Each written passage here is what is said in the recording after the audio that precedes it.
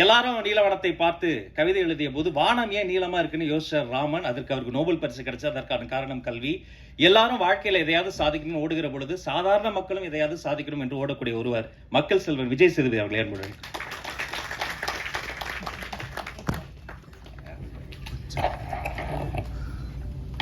எல்லாருக்கும் வணக்கம். ரொம்ப கூச்சமாக இருந்தது. எல்லாத்த பற்றி பேசுகிற முன்னாடி விமல் ரொம்ப அழகாக பேசினான். இன்றைக்கி வரது மாதிரி கேட்டே வரந்தான். இதெல்லாம் பேசலாம் அப்படிலாம் பேசலாம்னு யோசிச்சுருந்தான். பயமாக இருக்குதுன்னு சொன்னான். ஆக்சுவலாக 100க்கு 100 மார்க். நீ ஜாலியாக பேசினா கேட்குறதுக்கு எல்லாம் இவ்வளோ பேர் ரசித்து கைத்தட்டி சிரித்து தான் அதோட உனக்கான ரிசல்ட்டு. நீ தயவுசெஞ்சு இன்னும் சிறப்பாக பேசு.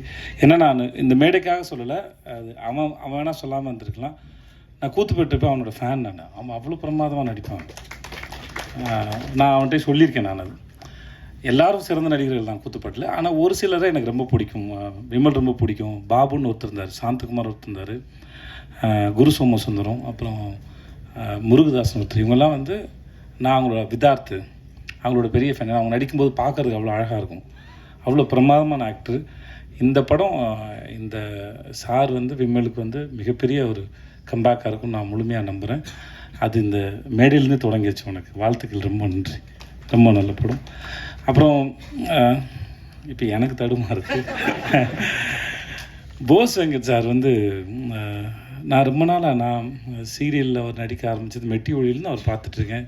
20 அவரோட இன்டர்வியூ படிச்சிருக்கேன். நான் அவர் சந்திக்கும் போது தான் நான் சொல்லியிருக்கேன். நான் அவர் ஆட்டோ ஓட்ட ஆரம்பிச்சுன்னு நினைக்கிறேன்.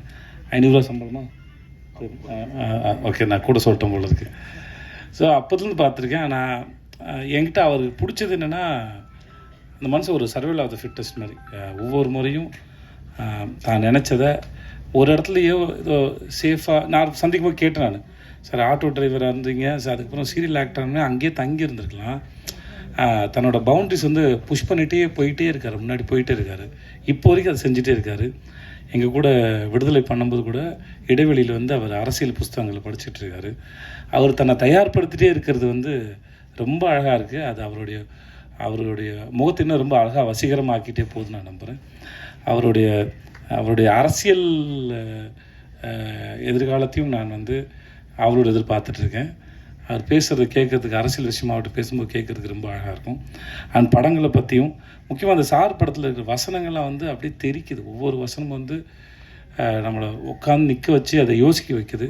வசனங்கள் ரொம்ப பிரமாதமாக இருந்து நான் படம் பார்த்துட்டேன். எனக்கு படம் போட்டு காமிச்சாங்க. படத்தில் நடித்த அத்தனை பேர் ரொம்ப பிரமாதமாக இருந்தாங்க. சார் நீங்கள் ரொம்ப நல்லா இருந்தீங்க சார். அப்புறம் உங்களுக்கு ஐயோ சார் பெரிய மனுஷன் மாதிரி நடந்துக்கோங்க சார்.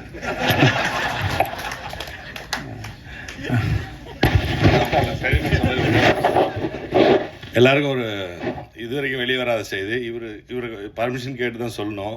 டைரக்டர் பர்மிஷன் கேட்டு தான் சொல்லணும். ஆனாலும் நான் சொல்கிறேன். ஏன்னா இப்போ இவர் விளையாட்டாக சொன்னதுனால இவருக்கு அப்பாவாக ஒரு படம் நடிக்க போகிறேன்.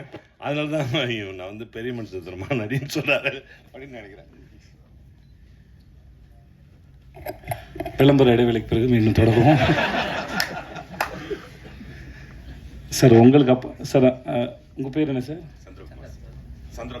சந்திரகுமார் சார். நீங்கள் படம் பார்த்தீங்கன்னா அவர் ரொம்ப பிடிச்சிடும். அவரோட லுக்கும் கெட்டப்பும் சரி அவ்வளோ பிரமாதம் நடிச்சிருங்க சார். ரொம்ப நல்லா இருந்தது. சாயாதேவி வந்து எனக்கு டிஎஸ்பி கூட நடிச்சிருக்காங்க. வாழ்த்துக்கள் உங்களுக்கும். மற்றபடி படத்தில் நடித்த எல்லாருக்கும் என்னுடைய வாழ்த்துக்கள். படம் ரொம்ப நல்ல படம், ரொம்ப நல்லா வந்திருக்கு.